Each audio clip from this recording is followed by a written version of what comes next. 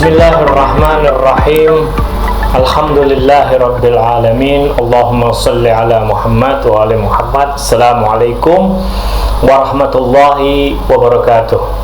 Ikhwan dan akhwat yang dimuliakan Allah Subhanahu wa taala. Di sini Ana sedikit akan berbincang-bincang atau berbicara tentang yang mungkin permasalahan ini sering terjadi di lingkungan atau di kalangan kita, yaitu kaum muslimin ya terutama, yaitu tentang perbedaan masalah fikih atau masalah hukum-hukum syariat yang ada di fikih. Nah, kalau kita ketahui ya bahwa setiap mazhab itu mempunyai fikih masing-masing, tuntunan masing-masing, dan masing-masing mazhab atau fikihnya pasti memiliki perbedaan satu sama lain. Baik fikih Syafi'i, Maliki, Hambali, Hanafi, itu pasti akan ada titik perbedaan dan titik persamaan, tapi titik persamaannya jelas lebih banyak. Demikian pula dengan mazhab Ahlul Bait Syiah Imamiyah, bahwa perbedaan juga akan ada di antara mazhab-mazhab yang empat yang ada. Bahkan di dalam mazhab Ahlul Bait Syiah Imamiyah, yaitu perbedaan di kalangan maraji dalam fikihnya pun terjadi antara satu marja dengan marja yang lain, yaitu dalam Syiah Ahlul Bait di marja itu adalah yang mengeluarkan atau mengistimbatkan sebuah hukum ya, sebagaimana di empat mazhab ada Syafi'i, Maliki. Nah, di Syiah Imamiyah Ahlul Bait ada yang disebut juga marja atau imam dari masing-masing pengikutnya. Nah, kalau kita lihat pasti akan ada titik perbedaan dan titik persamaan. Ya, meskipun satu sama lain itu kita pasti jumpai di antara mazhab yang ada. Nah, hanya saja yang perlu kita perhatikan di sini atau yang perlu kita amati, bahkan perlu kita bahas, kita pelajari, fikih adalah sebuah tuntunan. Jadi kalau ingin beragama, ya dia harus berpedoman kepada fikih yang ada di dalam agama yang sudah ada tuntunannya, gitu. Nah, yang menjadi pembahasan atau yang Al-Fakir akan bahas di sini, yaitu perbedaan saja atau dalam menyikapi fikih atau hukum fikih yang ada di dalam setiap mazhab, terutama ya bagi mazhab Syiah Imamiyah, yaitu pengikut Ahlul Bait. Nah, itu juga harus mempunyai sikap, harus mentaati, harus mengikuti hukum syariat yang telah digariskan oleh setiap marja'nya masing-masing. Nah, tapi kalau kita lihat di lapangan ya, itu banyak dari penerapannya itu terjadi penentangan atau tidak maksimal dalam mempraktekkan atau mengamalkan sesuai apa yang ada di kitab fikih masing-masing. Nah, kalau misalkan Ana bukan ingin mengkritiki mazhab tertentu, tidak. Ini semua yang ada.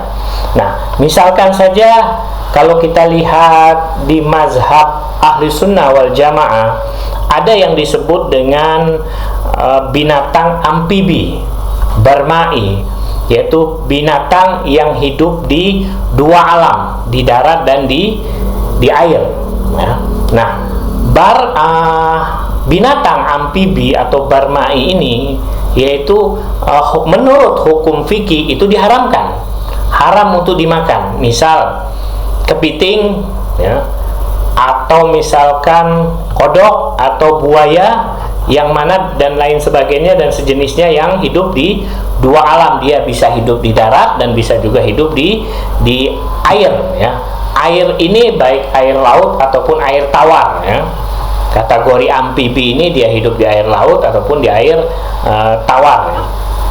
Nah, tapi kalau kita lihat pemraktekannya di lapangan, itu banyak juga sebagian orang yang masih tetap mengkonsumsi binatang-binatang yang menurut fikih itu telah diharamkan, kan seperti itu. Nah, hukum fikih ini kan menjaga atau membentengi setiap muslim supaya tidak terjatuh atau mengkonsumsi hal atau makanan-makanan yang sudah diharamkan, ya.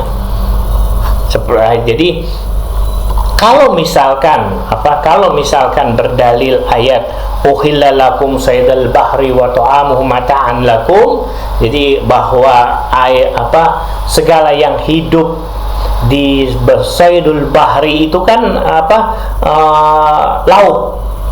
Binatang amfibi itu tidak semuanya hidup di laut, ada juga yang tidak hidup di laut. Kalau berdasarkan ayat Al-Quran bahwa seluruh binatang yang hidup di laut itu dihalalkan, ya, termasuk yang amfibi, lalu bagaimana hewan amfibi yang hidup tidak di laut tapi di air tawar, kan seperti itu.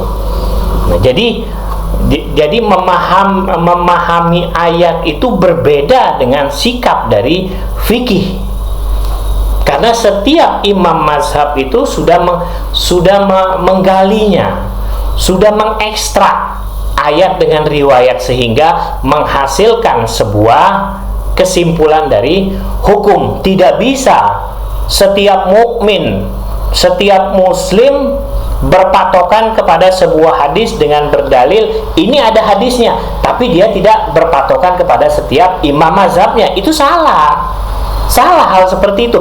Kalau setiap muslim menyikapi makanan atau hewan dengan berdasarkan riwayat, ini orang mukmin atau orang muslim awam, ya, belum mempunyai kapasitas untuk mengistimbatkan atau menyimpulkan sebuah hukum.